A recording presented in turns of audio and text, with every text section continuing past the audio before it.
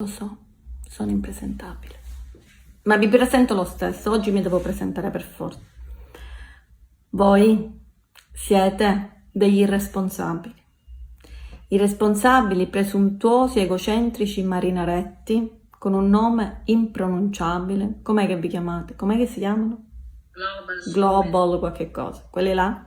Siete irresponsabili, vi siete fissati che dovevate portare voi gli aiuti umanitari a Gaza, quando sarebbe bastata fare una telefonata alla Presidente del Consiglio Giorgia Meloni, che immediatamente dice: non c'ho il numero, te lo procuri il numero, ti sei procurato la barca, ti procuro il numero, che immediatamente sarebbe saltato sul suo acquascooter presidenziale a motore, no, a vela, veloce, che qua non c'è tempo da perdere, e insieme a Tajani, perché Tajani è maschio, e il maschio c'ha il senso dell'orientamento, tu già lo vedi dallo sguardo che lui è orientato, lui lo sa dove deve andare, E in poche ore gli aiuti umanitari italiani sarebbero arrivati a Gaza, pizza e maccheroni per tutti, e una passerella non gliela vuoi portare?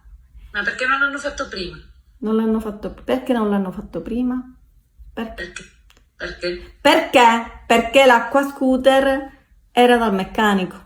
Era in assistenza, Tajani aveva pure i reumatismi, insomma era un casino. Adesso sono operativi, tanto che hanno creato pure un'app che i nostri amici palestinesi si possono scaricare, l'app Meloni Perù, per ricevere gli aiuti umanitari. Basta scrivere l'indirizzo e il citofono, specificare il citofono. Non si sa se non ce l'hanno il citofono, non c'è neanche il palazzo, vabbè, allora se non avete un indirizzo, mettete l'indirizzo di un nostro amico, l'unico di cui ci possiamo fidare, il cardinale Pizzaballa.